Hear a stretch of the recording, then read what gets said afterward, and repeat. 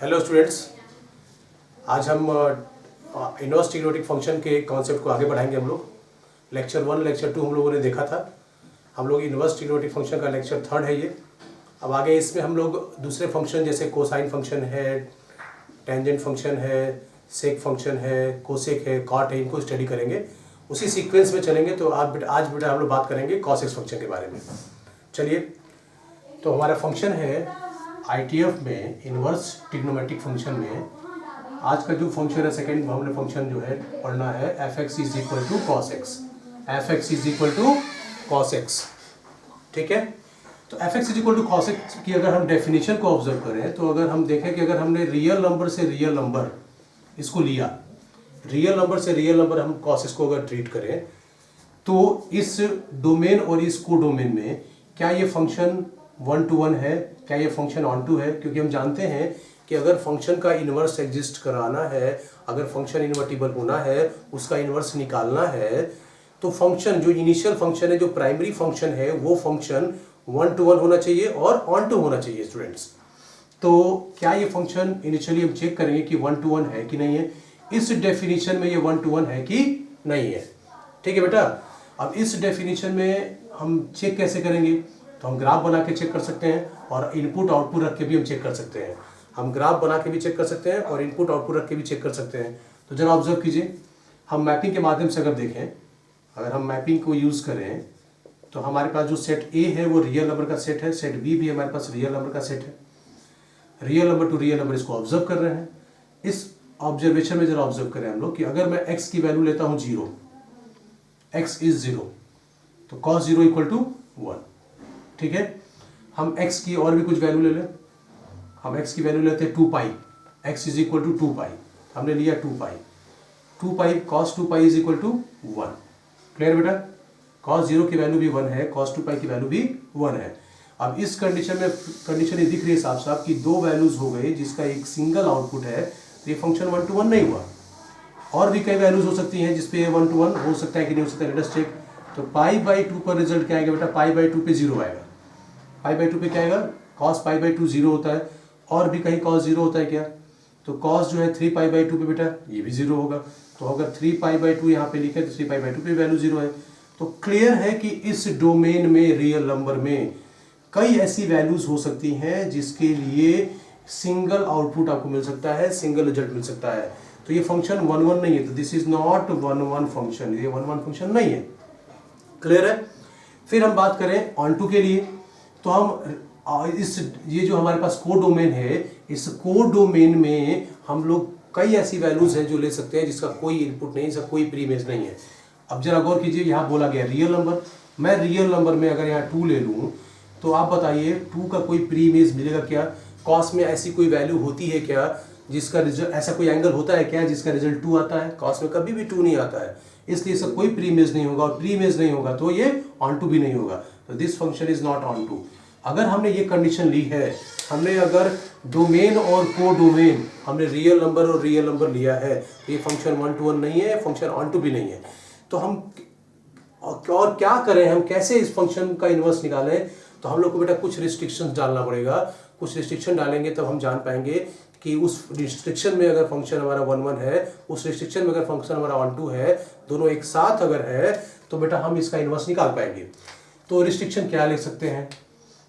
Restriction हम क्या लेंगे बेटा? रिस्ट्रिक्शन हम लोग लेंगे कि अगर f(x) = cos x हम देख रहे हैं, इसका जरा ग्राफ बनाइए और ग्राफ से एक ऑब्जर्वेशन लीजिए। इसका ग्राफ अगर हम बनाए तो cos x का ग्राफ कैसे बनता है? cos x ग्राफ बेटा देखो इस तरीके का बनता है। This is the graph of cos x from 0 to 2π। ये cos x का ग्राफ है 0 से लेके 2π तक। तो ये हो गया आपका 2π, ठीक है, ये हो गया आपका पाई, और ये हो गया आपका π/2, और ये हो गया आपका 3π/2। क्लियर बेटा? ये आपकी मिनिमम वैल्यू, ये -1, ये मैक्सिमम वैल्यू 1। cos x के ग्राफ को हम ऑब्जर्व कर रहे हैं।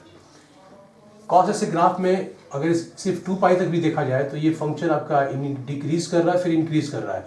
तो 0 से 2π में भी ये फंक्शन आपका 1 to 1 नहीं है, क्योंकि ये डिक्रीज भी कर रहा है, इंक्रीज भी कर रहा है। 1 to 1 होने के लिए जितनी कंडीशंस हम पढ़ चुके हैं कि f(x1) must be equal to f(x2) and this will always implies x1 = x2।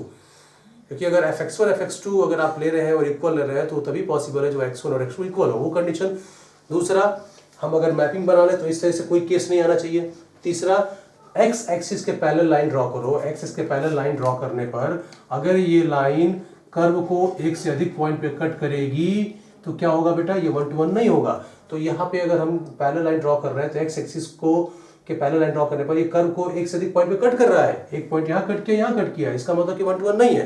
Clear है? अब 1 to 1 लेने के लिए दूसरी चीज भी हम लोग, एक और चीज पढ़े थे हम लोग कि अगर फंक्शन कॉन्टिन्यूअस जो है वो डिक्रीज करता हो, कॉन्टिन्यूअस इंक्रीज करता हो उस इंटरवल में, तो फंक्शन आपका 1 to 1 होता है। तो यहाँ पे तो कॉन्टिन्यूअसली आपका इंक्रीज ना डिक्रीज दोनों नहीं कर रहा है। तो हम ऐसा इसमें कौन सा इंटरवल ले लें जहाँ पे फंक्शन सिर्फ एक नेचर शो करे। तो जरा ध्यान से अब देखें, अगर हम लोग 0 से लेके पाई तक का इंटरवल लें तो 0 से पाई तक ये फंक्शन कॉन्टिन्यूअसली डिक्रीज कर रहा है। 0 से लेके पाई तक ये फंक्शन कॉन्टिन्यूअसली डिक्रीज कर रहा है, और कॉन्टिन्यूअसली डिक्रीज कर रहा है तो ये फंक्शन 1 to 1 हो जाएगा। साथ ही साथ अगर इसका रेंज जो हमारे पास है -1 से 1, रेंज को ही कोडोमेन बना दें, -1 to 1 जो रेंज इसका है इसको ही कोडोमेन बना दें अगर हम, तो ये फंक्शन सारे आउटपुट के लिए कोई ना कोई इनपुट इसको मिल जाएगा। यानी इसके सारे जो बी सेट में जो आने वाले हमारे पास जो -1 से 1 की वैल्यू है उसके लिए कोई ना कोई प्री इमेज मिल जाएगा। तो ये फंक्शन आपका 1 to 1 हो जाएगा और ऑन टू हो जाएगा। चलिए बेटा, तो वो रिस्ट्रिक्शन फॉलो कर लें। तो रिस्ट्रिक्शन में क्या हमने बताया, अगर इनपुट इसका यानी इसका डोमेन अगर हम लोग ये सेट कर लें कि domain x is the element of 0 to पाई, 0 से पाई ले लिया जाए, और इसका जो कोडोमेन इसके रेंज के बराबर ले लें, कोडोमेन और इसका रेंज के इक्वल कर लें, और रेंज क्या बेटा इसका -1 to 1। अगर ये रिस्ट्रिक्शन हम अप्लाई कर दें तो इस रिस्ट्रिक्शन में, इस पर्टिकुलर रिस्ट्रिक्शन में ये फंक्शन आपका 1 to 1 हो जाएगा और ऑन टू हो जाएगा। तो ये फंक्शन क्या हो जाएगा बेटा, this will be 1 1 and onto. अब ये जो इंटरवल हमने लिया है जिसमें इसको रिस्ट्रिक्ट करके 1 to 1 ऑन टू बनाए हैं, यही इंटरवल आपका प्रिंसिपल वैल्यू भी है। क्या बेटा, ये प्रिंसिपल वैल्यू, हर ट्रिग्नोमेट्रिक फंक्शन की एक प्रिंसिपल वैल्यू है, जिस प्रिंसिपल वैल्यू में वो फंक्शन आपका इन्वर्टिबल है। और वो प्रिंसिपल वैल्यू हमको याद रखनी है क्योंकि आगे आने वाले जैसे जैसे चैप्टर आगे बढ़ेगा वैसे वैसे जो है हम लोग इस प्रिंसिपल वैल्यू के हेल्प से क्वेश्चन को सॉल्व कर पाएंगे। अब देख बेटा, अब इसी को हम डेफिनेशन को फॉलो करें और इस डोमेन और कोडोमेन के अंदर इसको हमने 1 to 1 और ऑन टू बना दिया है। तो इसका इनवर्स कैलकुलेट करेंगे। तो लेट अस सी, हम इसको इरेज करते हैं। अभी फिलहाल बेटा समझ में आ गया है, ठीक है, कि fx हमको, हमारे पास फंक्शन cos x है। cos x जो है इनिशियल इस कंडीशन में 1 to 1 ऑन टू नहीं था, 1 to 1 ऑन टू नहीं था। तो हम लोगों ने क्या किया कि हम लोगों ने देखा कि इसके ग्राफ में, इसके नेचर में कब ये 1 to 1 ऑन टू बन सकता है। जब ये 1 to 1 ऑन टू बन सकता है उसी इंटरवल को हमने लिया है। उसको लेने के लिए 0 से पाई के बीच में अगर हम लें तो ग्राफ कॉन्टिन्यूसली डिक्रीज कर रहा है, कॉन्टिन्यूसली डिक्रीज कर रहा है, और हमने रेंज देखा इसका -1 to 1। इसी रेंज को अगर हम कोडोमेन बना लें तो इस कंडीशन में फंक्शन 1 to 1 हो जाएगा और ऑन टू हो जाएगा। क्लियर है? अब इसको इरेज करते हैं और इस कंडीशन को लेके चलते हैं। देखिए बेटा, चलिए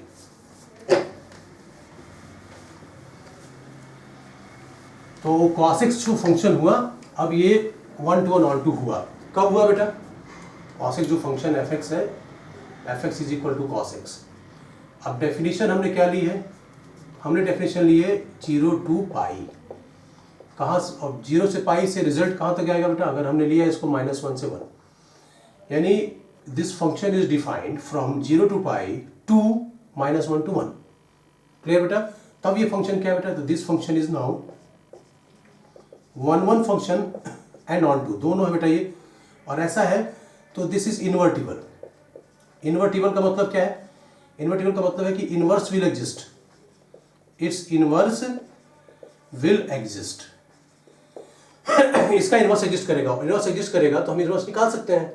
तो देखिए बेटा, पहली चीज ये कि हम लोग इसको ऑब्जर्व करिए, x, fx को बोल सकते हैं y। तो फिलहाल ये y is equal to cos x है। क्या है बेटा ये है y is equal to cos of x। x क्या है? x आपका जो है वो एंगल है। एंगल कहां से कहां तक आप ले रहे हैं बेटा? आप रिस्ट्रिक्शन के अकॉर्डिंग लेंगे, ठीक है।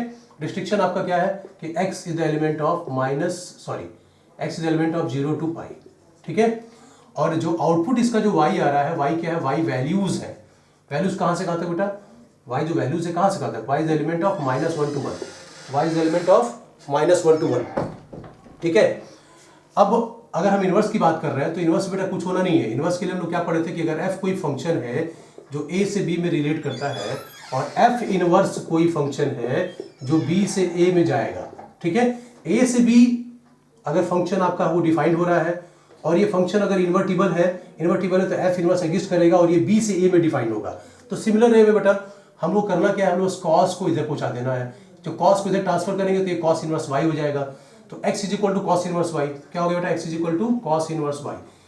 अब जरा मतलब समझिए, y क्या है, वैल्यूज है, कॉस इनवर्स बस इधर क्या, x क्या एंगल है, तो ये बेटा ये वैल्यू क्या एंगल है, ये एंगल है, इसका मतलब cos inverse y is angle, cos inverse y is angle. बस इनको वेरिएबल को बस चेंज करना है, क्या करना है बेटा, वेरिएबल को हमको बस चेंज करना है। तो ये हमारे हम वेरिएबल में ऐसे लिख सकते हैं, नए तरीके से लिखिए इसको, y इज इक्वल टू, क्योंकि हम यूज टू हैं y is equal to fx पढ़ने के फॉर्म में, हम वैसे पढ़ते ही हैं। तो y इज इक्वल टू ये हो जाएगा cos inverse of x, y is equal to cos inverse of x। तो cos इनवर्स ऑफ x हमने बोला, तो ये x क्या है, जो y यहाँ था, तो x क्या है बेटा, x वैल्यूज है, x क्या है, x वैल्यूज है, y क्या है, y हमारा एंगल है, y एंगल है, मतलब cos inverse x is always the angle. ये cos इनवर्स x हो, cos इनवर्स y हो, cos इनवर्स अल्फा हो, जैसे कि हम साइन में ऑलरेडी पढ़ चुके हैं। तो cos कोई भी इनवर्स फंक्शन क्या होगा, ये पूरा का पूरा एंगल होगा। और ये जो आप y बोल रहे हैं, y इज ऑल्सो एंगल। ये जो x है, ये x जो है वो वैल्यूज है, वैल्यूज का इसी डेफिनेशन को फॉलो करेंगी, इसी डेफिनेशन को फॉलो करेंगी। बस होगा क्या, जो रिवर्सल होगा डेफिनेशन का वो हो जाएगा, जो आपका कोडोमेन था वो आपका डोमेन हो जाएगा, जो डोमेन था वो आपका कोडोमेन हो जाएगा। बस यही चेंज आपको करना है। तो हम इसको बोल सकते हैं कि अगर fx हमारा एक नया फंक्शन है, fx हमारा नया फंक्शन है, वो है cos इनवर्स x, fx हमारा एक नया फंक्शन है जो cos इनवर्स x है, तो इसको अगर डिफाइन करें तो f is defined from -1 to 1। देखिए इसका डिफरेंशियल कहां से कहां तक था, ये डोमेन था, ये कोडोमेन था, अब कोडोमेन हमारा डोमेन हो गया और ये कहां से कहां तक डिफाइंड होगा बेटा, फिर ये 0 से लेके पाई तक डिफाइंड होगा। तो ये fx एक नया फंक्शन है जो इनवर्स फंक्शन है cos x का, और ये कहां से कहां तक डिफाइंड है, -1 to 1 to 0 to पाई। यानी इनपुट कभी भी आपका जो होगा, जो डोमेन होगा वो -1 से 1 होगा, और जो आउटपुट जो आ रहा है आपका, यानी कोडोमेन जो यहाँ पे आ रहा है वो 0 से पाई होगा, ठीक है। तो इस डेफिनेशन में, इस इंटरवल में, इस पर्टिकुलर रिस्ट्रिक्शन में हम लोगों ने cos x फंक्शन का इनवर्स निकाला, ठीक है बेटा। अब ये जो इनवर्स निकल गया, ये हमको समझ में आ रहा है कि इनवर्स जो हमने निकाला है cos इनवर्स x, चाहे हम साइन इनवर्स x ही निकाले थे, तो बेटा वो क्या था, वो एंगल था, ठीक है। इसको नोट कर लीजिए। अब हम लोग आगे देखते हैं, आगे क्या देखते हैं हम लोग कि cos इनवर्स में कोई वैल्यूज अगर रखी जाए तो क्या रिजल्ट आता है। तो जब देखिए बेटा हम लोग, अगर हमको कैलकुलेट करना कि calculate cos inverse of 1/2, cos inverse of 1/2, तो देखो बेटा 1/2 तो वैल्यू है, cos इनवर्स लगा इसके साथ, तो ये पूरा का पूरा बेटा क्या है, ये पूरा का पूरा कोई ना कोई एंगल है। तो हमको ये एंगल बताना पड़ेगा, और एंगल बताएंगे तो इस एंगल को उसी रिस्ट्रिक्शन बताएंगे 0 से पाई के बीच में। किससे बताएंगे बेटा हम लोग, 0 से पाई के बीच में। तो क्या देखिए, ये 0 ये पाई, तो cos इनवर्स में कोई भी वैल्यू यहां लिखी जाए, इनको आपको इसी रिस्ट्रिक्शन में, इसी इंटरवल में आपको सेट करना है, ठीक है बेटा। 0 से पाई के बीच में रखना। अगर ये जो x है, जो एंगल है, अगर पॉजिटिव होगा तब इसको फर्स्ट क्वाड्रेंट में लेके आएंगे, और ये जो वैल्यू है अगर नेगेटिव होगी तो नेगेटिव कब होता है बेटा, सेकंड क्वाड्रेंट में, तो आप इसमें लेके आएंगे, ठीक है बेटा। क्लियर है, चलिए देखते हैं। cos इनवर्स 1/2 cos में सोचिए कि 1/2 कब होता है, तो cos 60 डिग्री पर 1/2 होता है, इस जगह पर ये एंगल आपका 60 डिग्री, तो 60 डिग्री के लिए 1/2 होता है, तो cos inverse 1/2 is 60 degree. 60 degree का मतलब बेटा क्या हुआ, this is π/3, this is π/3। Clear है, कोई डाउट इसे बेटा किसी को। चलिए अगला देखिए, अगर लिखा है cos इनवर्स ऑफ -1/√2, तो अब ध्यान दो बेटा, cos इनवर्स में नेगेटिव वैल्यूज होती हैं सेकंड क्वाड्रेंट में। सेकंड क्वाड्रेंट में अगर आपको जाना है तो पहले फर्स्ट क्वाड्रेंट की वैल्यू निकाल लीजिए। 1/√2 कब होता है, आपके लिए आसान होगा। 1/√2 फर्स्ट क्वाड्रेंट में, π/4 पे 45 डिग्री पर, वही π/4 180 में से माइनस कर दीजिए। क्यों, क्योंकि आपको सेकंड क्वाड्रेंट में जाना है, तो 180 में से वही पॉजिटिव वैल्यू माइनस कर दीजिए। तो 180 में से हमने वो पॉजिटिव वैल्यू 1/√2 माइनस कर दी, दैट इज 45 डिग्री, ठीक है बेटा। तो जो रिजल्ट कितना आ गया, 135 डिग्री आ गया। इसको हम लोग रेडियन में कन्वर्ट कर ले तो इसको बोलेंगे 3π/4। देखिए क्या किया हम लोगों ने, हम लोग को cos इनवर्स में निगेटिव वैल्यू चाहिए थी। cos की निगेटिव वैल्यू सेकंड क्वाड्रेंट में आती है, सेकंड क्वाड्रेंट में आती है, तो हम लोगों ने पहले पॉजिटिव वैल्यू को कैलकुलेट कर लिया, और 180 में से हम लोगों ने उसी पॉजिटिव वैल्यू को सब्ट्रैक्ट कर लिया, यानी हम लोगों ने कुछ अलग नहीं किया है। हम लोगों ने क्या किया है, कॉस इनवर्स ऑफ माइनस अगर x आ जाए और x कन्फर्म पॉजिटिव है तो हम लोगों ने इसको पाई में से इसी की पॉजिटिव वैल्यू को सब्ट्रैक्ट कर लिया। क्लियर बेटा? तो एक रिलेशन हम डेवलप कर सकते हैं कि cos inverse of minus x is equal to pi minus cos inverse x. हम और एग्जाम्पल देखें बेटा इसका, चलिए कैलकुलेट या simplify cos inverse of minus root 3/2, cos inverse of minus root 3/2। तो देख बेटा पहले हम क्या सोचेंगे, रूट 3/2 कब होता है, तो रूट 3/2 होता है 30 डिग्री पर, 30 डिग्री पर बेटा होता है रूट 3/2, ठीक है, लेकिन माइनस लगा हुआ है तो ये जाएगा सेकेंड क्वाड्रेंट में, तो 180 में से 30 माइनस कर लो तो 180 माइनस 30 डिग्री कितना हो गया, 150 डिग्री। 150 का मतलब कितना हुआ, इसको नेगेटिव कन्वर्ट कीजिए तो 5 π/6। क्लियर है? π/6 3/15, ठीक बेटा 30, हाँ सही बेटा करेक्ट है, π/6 30 डिग्री, 30 × 5 150, करेक्ट। चलिए इसको इस तरीके से देखिए, ये है cos inverse of minus x is equal to pi minus cos inverse x, तो this is pi minus cos inverse of positive value root 3/2, तो ये हो जाएगा pi minus cos inverse root 3/2 मतलब π/6, कितना हो गया 6 पाई माइनस पाई 5 π/6। इजी है, क्लियर है ना?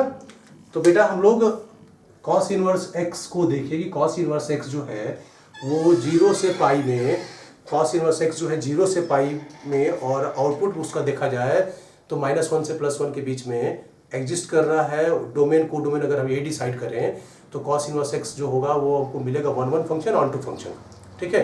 अब उसका जो रिजल्ट हम वो निकालेंगे तो कैसे निकालेंगे, तो कॉस इनवर्स एक्स कोई ना कोई एंगल होगा और उस एंगल का कैलकुलेशन में कोई इस तरीके से करना है। अगर ये कॉस इनवर्स में जो ये वैल्यू आ रही है, ये वैल्यू अगर पॉजिटिव होगी तो इसको हम फर्स्ट क्वाड्रेंट में रखेंगे, और अगर ये निगेटिव होगी तो हम इसको सेकंड क्वाड्रेंट में रखेंगे। सेकंड क्वाड्रेंट में रखने के लिए क्या करेंगे बेटा, पॉजिटिव वैल्यू को निकाल के 180 से माइनस कर देंगे, ठीक है। Easy work, simple. चलिए कुछ आगे बढ़े, हम बात करें graph of cos inverse x. अगर हमारा ये फंक्शन है कॉस इनवर्स एक्स, इसका ग्राफ भी बनाने हमको आना चाहिए, तो चलिए देखते हैं graph of cos inverse x, ठीक है बेटा। हमारे पास function f x is equal to cos inverse, तो आपको तरीका सिखाया गया है कि इनवर्स फंक्शन का ग्राफ कैसे बनाया जाए। तो इनवर्स फंक्शन का जो ग्राफ होगा वो y is equal to x line के अबाउट मिरर इमेज होगा। y equal to x line के अबाउट क्या होगा बेटा, मिरर इमेज होगा, ठीक है। तो पहले cos x ओरिजिनल फंक्शन बना लेंगे, फिर y इक्वल टू एक्स एक लाइन ड्रॉ कर लेंगे और उसके अबाउट उसका मिरर इमेज बना लेंगे, ठीक है। एक तरीका है। दूसरा तरीका ये कि हम इनपुट आउटपुट यानी x की वैल्यू रख के y की वैल्यू निकाल के पॉइंट्स निकाल लेंगे, उन पॉइंट्स को हम जो है एक्स वाई प्लेन में जो है वो रिप्रेजेंट कर देंगे और ग्राफ हम इजीली बना लेंगे, ठीक है। तो देख बेटा, तो पहला चीज वही कि y इक्वल टू एक्स के अबाउट मिरर इमेज बनाया जाए। तो हम बात करें ग्राफ की, तो कॉसेस का ग्राफ कैसे बनता है, कॉसेस का ग्राफ कैसे बनता है। कॉसेस का ग्राफ बेटा देखिए, ऑब्जर्व कीजिए, लाइक दिस, ऐसे बनता है, ठीक है। अब y is equal to x अगर लाइन बना ले हम लोग, y is equal to x एक लाइन बना ले और मिरर की तरफ बिहेव करे, ठीक है बेटा। y is equal to x, तो ग्राफ इसका मिरर इमेज बनेगा। तो ग्राफ जो ये ऐसे दिख रहा है हमको, ये ग्राफ हमको ऐसे दिखना पड़ेगा, ऐसे दिखेगा। तो like this graph will go like this. तो ये हमारा ओरिजिनल फंक्शन है cos x और ये इसका मिरर इमेज है बेटा, क्या है बेटा, ये cos इनवर्स x। क्लियर है? एक रफ आइडिया हमने लिया है कि हम कैसे बना सकते हैं। तो हमने पहले cos x बनाया जो ऐसे बनता है, ये हमारी line y equal to x है, इसके अबाउट मिरर इमेज, तो जो ऑब्जेक्ट जैसा होगा उसका इमेज वैसे ही बनेगा, ठीक है। तो ये हो जाएगा cos इनवर्स x। तो cos इनवर्स x का ग्राफ ऐसे बन सकता है। इसको अगर हम इंडिविजुअली बनाएं तो ये ग्राफ हमको ऐसे दिख रहा है। तो ग्राफ को कैसे दिख रहा है बेटा, graph will go like this, ठीक है। अब x एक्सिस हमारे पास है, ओरिजिन है, y एक्सिस है। अब जरा हम x एक्सिस और y एक्सिस पे कौन कौन से वैल्यूज हम ले सकते हैं उसको ऑब्जर्व करें। तो f x is equal to cos inverse x में x क्या है, x हमारे पास वैल्यूज है, कहां से कहां तक, तो x is the element of x, कहां से कहां तक, x is the element of -1 to 1। x axis पर हमको वैल्यूज रखनी है जो -1 से +1 जाएंगी। और ये जो रिजल्ट है बेटा, रिजल्ट क्या है, result is the angle, result is what, result is angle. ये एंगल है, एंगल कहां से कहां तक बेटा, एफ एक्स यानी y, यानी एंगल कहां से कहां तक, this is the element from 0 to pi, 0 to पाई। तो देख बेटा, एक्स एक्सिस पर वैल्यूज, वैल्यूज कहाँ से कहाँ तक, ये -1 और ये आपका बेटा 1, एक्स पर वैल्यूज है -1 से 1, और वाई एक्सिस पर एंगल है आपका, तो ये बेटा एंगल आप यहाँ शो करेंगे, ठीक है, कहाँ से, 0 से लेके पाई तक, 0 से लेके पाई तक, दिस इज 0, दिस इज पाई, तो बेटा ये पाई तक ऐसे जाएगा। तो this is the graph of cos inverse x. इसको आगे नहीं बनाना है आपको, क्योंकि ये एक रिस्ट्रिक्शन है, उस रिस्ट्रिक्शन में ही बनेगा, और इस फंक्शन को 1 to 1 on 2 होना पड़ेगा, उस रिस्ट्रिक्शन को फॉलो करेंगे, और जिस रिस्ट्रिक्शन को हम फॉलो कर रहे हैं वही रिस्ट्रिक्शन क्या बेटा, हमारी प्रिंसिपल वैल्यू है। इतना क्लियर बेटा? अब हम आगे भी इसको देख सकते हैं, कंपोजिशन में इनको समझाया जा रहा है हम लोग कि कॉस और कॉस इनवर्स एक्स का कंपोजिशन क्या होगा। तो चलिए बेटा, जैसे हम लोग साइन में देखे थे वैसे यहां भी देखेंगे हम लोग। तो let us see composition. Composition में पहला हमारे पास है y is equal to f x is equal to cos of cos inverse x. चूंकि इनवर्स फंक्शन में f of f inverse x is always equal to